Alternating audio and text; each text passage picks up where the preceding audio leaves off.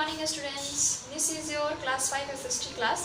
Today we start our the next chapter, the temperature zones. मतलब तापमानिक जो Jones हैं उनके बारे में हम पढ़ेंगे. ठीक है, तो अपनी बुक्स ओपन कर लीजिए ताकि मैं जो पढ़ाऊँ वो आपको जल्दी समझ में आए. तो आई थिंक आप सबने बुक्स खोल ली हैं, तो हम चैप्टर स्टार्ट करते हैं. क्लाइमेट क्या होता है? क्लाइमेट मुझसे बोलता है जैसे एक जगह है ना, बहुत सालों तक एक जैसा मौसम अगर रह जाता है तो उसे हम क्लाइमेट बोलते हैं. देखिए आपके बुक में पहली लाइन में लिखी है, climate is the average condition of weather over a long period of time. एक जगह अगर एक मौसम बहुत लंबे समय तक रह गया तो उसे उसका हम क्लाइमेट बोलते हैं. किसका क्लाइमेट ही ऐसा है कि यहाँ हमेशा ऐसा ही मौसम होता है. हर एक जगह का अलग अलग क्लाइमेट होता है.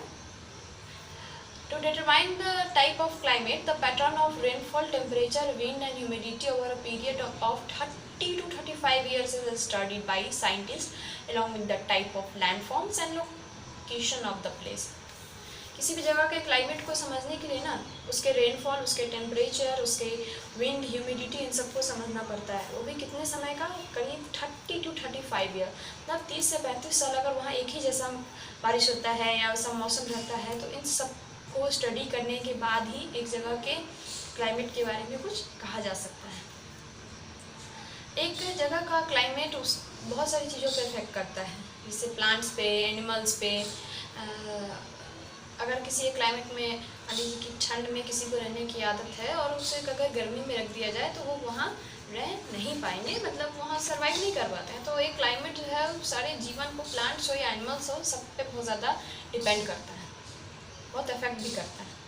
The kind of clothes that people wear and even the lifestyle they lead are affected by the climate. हम जैसे लोग जो हम कपड़े पहनते हैं वो भी, और हमारा जो लाइफ स्टाइल है क्लाइमेट की वजह से बहुत ज़्यादा इफेक्टेड होता है. Factors that affect climate. ऐसे फैक्टर्स जो हमारे क्लाइमेट को इफेक्ट करते हैं, अब उनके बारे में पढ़ेंगे. पहला है लैटिट्यूड. पिछले चैप्टर्स में भी आपने पढ़ा ना लैटिट्यूड्स, लॉन्गिट्यूड्स. तो पहला है लैटिट्यूड्स. जैसे लैटिट्यूड एक जगह का जो होता है वो सनलाइट बहुत ज़्यादा रिसीव करता है कहीं का, और कहीं का कम रिसीव करता है. जैसे कि frozen area of Greenland have very cold and dry climate. Frozen area जो है हमारे ग्रीनलैंड का, वहाँ पे बहुत ही कम रोशनी जाती है, बहुत ज़्यादा ठंड होती है, वहाँ का क्लाइमेट बहुत ड्राई होता है. On the other hand, the tropical rainforest of Zari have a very hot and wet climate throughout the year. दूसरी तरफ देखिए ज़ेरी का जो ट्रॉपिकल क्लाइमेट है वो बहुत ही ज़्यादा हॉट होता है और वहाँ पे हमेशा पूरे साल वेट क्लाइमेट, मतलब गीला गीला होता है. क्यों? क्योंकि जब धूप निकलेगी, जब वहाँ गर्मी होगी तो बारिश होगी. बारिश होने से क्या होता है, उसकी ज़मीन में नमी आ जाती है, गीला हो जाता है मिट्टी. वो पूरे साल ऐसा वहाँ ऐसा मौसम रहता है. The difference in climate is due to the difference in amount of sunlight that the two areas receive. एक जगह का क्लाइमेट इसलिए भी इफेक्ट करता है कि उस जगह कितनी सूर्य की रोशनी पहुंचती है और नहीं पहुंचती है. Greenland is located at the Arctic circle. Greenland हमारे आर्टिक सर्कल पे है situated. Latitude of 66.5 degree north, where zero is located at the equator, latitude 0 degree.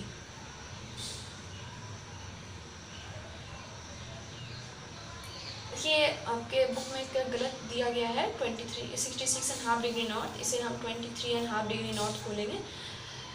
तो ग्रीनलैंड कहाँ लोकेटेड है? आर्टिक सर्किल पे. लैटिट्यूड क्या है इसका? 23.5 डिग्री नॉर्थ. जबकि ज़ेरी जो है वो इक्वेटर पे 0 डिग्री लैटिट्यूड पे. तो इससे क्या होगा, इक्वेटर पे सनलाइट ज़्यादा जाएगा और आर्टिक सर्कल पे कम जाएगा. तो इससे क्या होता है, वहाँ पे ठंड होती है और ज़ेरी में बहुत ज़्यादा गर्मी होती है.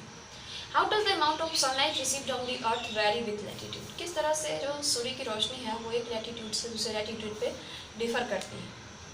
The curve of the earth surface causes this difference. हमारा अर्थ का जो कर्व सरफेस है ना, जो गोला हुआ घुमा हुआ जो पोर्शन है, उसके ही वजह से ऐसा होता है. Look at the picture and notice the two land areas in the northern hemisphere, X at the equator and Y at the Y near the Arctic circle.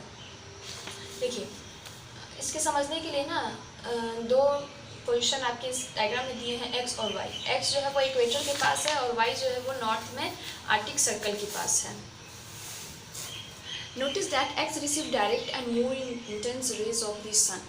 X को ज़्यादा ही सूर्य की रोशनी मिल रही है, इट इज़ हीटेड मोर, वहाँ पे ज़्यादा गर्मी है। ऑन दी अदर हैंड दूसरी तरफ देखिए वाई को स्लैंटिंग मतलब तिरछी रोशनी जा रही है सूर्य की, इसलिए वहाँ पे क्या है, ज़्यादा गर्मी नहीं है, तो वहाँ पे सनलाइट जो है वो बहुत कम जा रही है, जिस वजह से वहाँ रोशनी कम है। The beam of sunlight Y falls at an angle और to the surface and therefore is spread over the larger area. As a result the intensity of sunlight that falls on the land is reduce. क्योंकि बहुत बड़ी जगह पे उसकी सूर्य की रोशनी पहुँच रही है, तो वहाँ पे टेम्परेचर जो है उसका जो सनलाइट का इंटेंशन है वो कमता जा रहा है। So Y is much colder than X, Y X से बहुत ज़्यादा ठंडा होता है। एक्स पे क्या है, डायरेक्ट सनलाइट, ये एक्स है मान लीजिए, तो यहाँ पे सनलाइट डायरेक्ट आ रही है, और ये वाई है तो यहाँ पे तिरछी जा रही है, वो फैलते हुए जा रही है। सो इससे क्या हुआ, वहाँ पे पूरे एरिया में सन की रोशनी फैल गई और वहाँ पे थोड़ा टेम्परेचर लो हो गया, पूरा क्या इक्वेटर से बहुत ज़्यादा लो हो गया। सो आज की क्लास के लिए इतना ही। नेक्स्ट में हम लोग लैटिट्यूड्स एंड क्लाइमेटिक जोन्स के बारे में पढ़ेंगे, फिर अल्टीट्यूड, डिस्टेंस फ्रॉम द सी है, ह्यूमिडिटी है, विंड है, ये सारे टॉपिक्स हैं, तो उसके बारे में पढ़ेंगे। कोई प्रॉब्लम हो तो पूछ सकते हैं, मैं थोड़ा थोड़ा टॉपिक डिस्कस करती हूँ ताकि आप पे को ज़्यादा प्रॉब्लम ना हो और जल्दी समझ आए। Thank you.